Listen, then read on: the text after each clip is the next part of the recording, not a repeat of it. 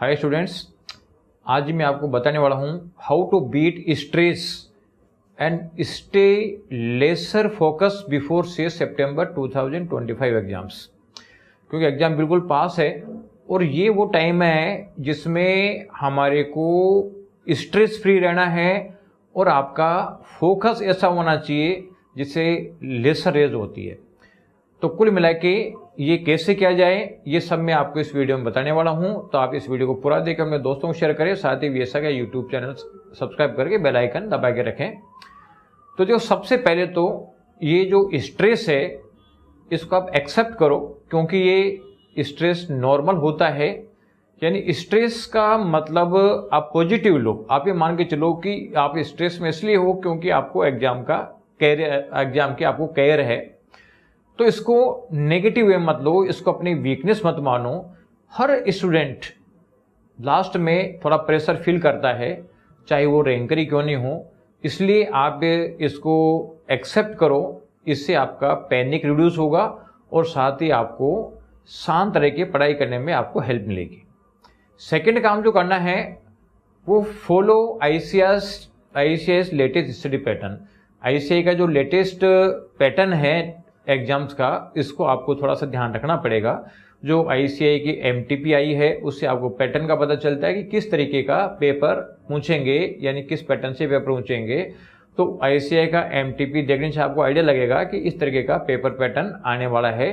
इससे आपको एग्जाम में कोई सरप्राइज देखने को नहीं मिलेगा और आपका कॉन्फिडेंस बिल्टअप होगा। थर्ड काम जो करना है वो है revise smart, not just hard. यानी स्मार्ट स्टडी करनी है। स्मार्ट स्टडी कैसे करनी है कि जैसे मान लीजिए आपका प्रैक्टिकल सब्जेक्ट है, आपने जो कंसेप्ट स्टेप बाय जंक्शन पढ़ रखी है उसको रिवाइज करना है। साथ ही जो क्वेश्चंस है उन क्वेश्चंस में कोई जो प्रॉब्लमेटिक पॉइंट्स है केवल उन प्रॉब्लमेटिक पॉइंट्स को देखना है। साथ ही जो थ्योरेटिकल पार्ट है, थ्योरेटिकल पार्ट में आपने जब पहले पढ़ाई करी होगी उस समय जो आपने इंपॉर्टेंट चीज़ों को अंडरलाइन किया होगा उसको देखना है।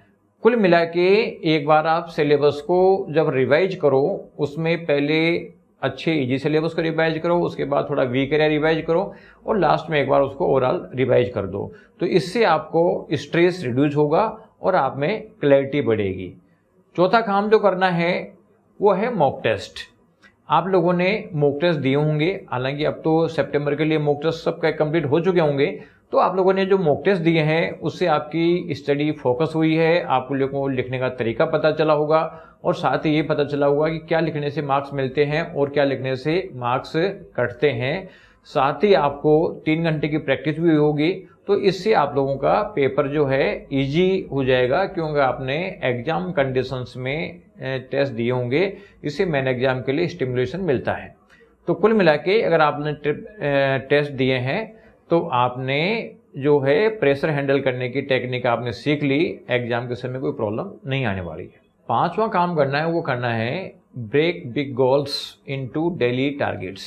आपने जो टारगेट सेट कर रखा है मेरे को उतना पढ़ाई करनी है, इसको डेली टारगेट में सेट कर लो कि आज मेरे को ये चैप्टर पढ़ने हैं और उतना चैप्टर तो फिनिश करके सोना ही सोना है, यानी उसको अचीव करना ही करना है। तो जब आपका ओरिएंटेशन बन जाता है कि मेरे को इतनी पढ़ाई करनी है तो ऑटोमेटिक स्टडी हो जाती है और कॉन्फिडेंस बिल्टअप होता है। छठा काम करना है आपको कि बैलेंस ऑल सब्जेक्ट्स।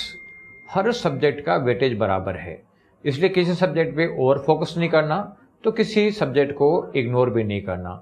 यानी आपको ओवरऑल परफॉर्मेंस पे फोकस करना है, सभी सब्जेक्टों का आपको बराबर टाइम अलोकेट करना है। हाँ, ये चीज़ अलग है कि जैसे मान लो कोई सब्जेक्ट आपको इजी लगता है तो कम टाइम अलोकेट कर लो, कोई थोड़ा टफ लगता है तो ज़्यादा टाइम अलोकेट कर लो, लेकिन सभी में टाइम आपको अलोकेट करना पड़ेगा जिससे कि बैलेंस स्टडी हो। क्योंकि जब बैलेंस प्रिपरेशन हो जाएगी तो आप लोगों का कॉन्फिडेंस भी बैलेंस हो जाएगा। सातवां काम करना है take care of health and sleeps. Last moment में स्टूडेंट्स ये गलती कर जाते हैं कि 15-15, 18, 20 घंटे पढ़ने लग जाते हैं, 2-2, 3-3 घंटे का सोने का टाइम रख लेते हैं, जबकि 6 से 7 घंटे का स्लीप लेना बहुत ज़रूरी है। क्योंकि जब आप 6 से 7 घंटे स्लीप लोगे, डीप स्लीप लोगे, तो आपकी मेमोरी शार्पन होगी। तो एक आपको स्लीप का ध्यान रखना है, साथ ही आपको लाइट खाना खाना है एंड हेल्दी खाना खाना है। जंक फूड्स वगैरह को आपको अवॉइड करना है और बीच में थोड़ा शॉर्ट वॉक्स और स्ट्रेचिंग एक्सरसाइज वगैरह का भी थोड़ा सा आपको ध्यान रखना है, जिससे कि आपका माइंड फ्रेश रहे। 8वां काम करना है यूज रिलैक्सेशन टेक्निक्स, यानी आपको बहुत ज़्यादा, क्योंकि आप स्टडी कर रहे हो उस समय मैक्सिमम टाइम इसमें डिवोट कर रहे हो, इसलिए बीच बीच में थोड़ा सा डीप ब्रीदिंग, मेडिटेशन कम से कम 10 मिनट का आप टाइम जो दिन में ये निकालो, यानी हर 5-6 घंटे बाद में, जिसमें 2-3 मिनट बैठ के थोड़ा डीप ब्रीदिंग कर रहे हो, थोड़ा मेडिटेशन कर रहे हो, तो इससे आपका क्या है, प्रेशर थोड़ा सा रिड्यूस हो जाता है। साथ ही आप थोड़ा सा पॉजिटिव अफर्मेशंस को ध्यान रखो कि हाँ यार मैं बिल्कुल प्रिपेयर्ड हूँ, कोई दिक्कत नहीं है, मैं बाकी स्टूडेंट्स के मुकाबले में अच्छी पोजीशन में हूँ, ये माइंड में सेट रख के चलो। इवन आप थोड़ा सा शांत रहने के लिए जो थोड़ा सा जो लाइट म्यूजिक वगैरह भी है, ये भी आप थोड़ा सा सुन सकते हैं। 9वीं बात ध्यान रखने की है, वो है अवॉइड नेगेटिव कंपैरिजंस। आपके दोस्त कह रहे होंगे यार मैंने इतनी स्टडी कर ली, और आप उनसे कंपेयर करके डिप्रेशन में जा रहे हो, ये गलती बिल्कुल भी नहीं करें। हर स्टूडेंट का पढ़ने का तरीका अलग अलग होता है। बहुत सारे स्टूडेंट बहुत ज़्यादा पढ़ाई करते हैं लेकिन फ्री परफॉर्मेंस नहीं दे पाते हैं, और कुछ स्टूडेंट बहुत कम पढ़ाई करके भी परफॉर्मेंस दे जाते हैं। इसलिए आप दूसरों से तो कंपैरिजन बिल्कुल भी नहीं करें। आप तो बस अपना टारगेट सेट करो, अपनी स्टडीज सेट करो, और उस टारगेट को अचीव करने की कोशिश करो। कुल मिला के आपको अपनी प्रोग्रेस पे ध्यान देना है, दूसरों की तरफ दिमाग नहीं लगाना। और लास्ट जो आपको ध्यान रखने की चीज़ है वो है trust your preparation and stay positive.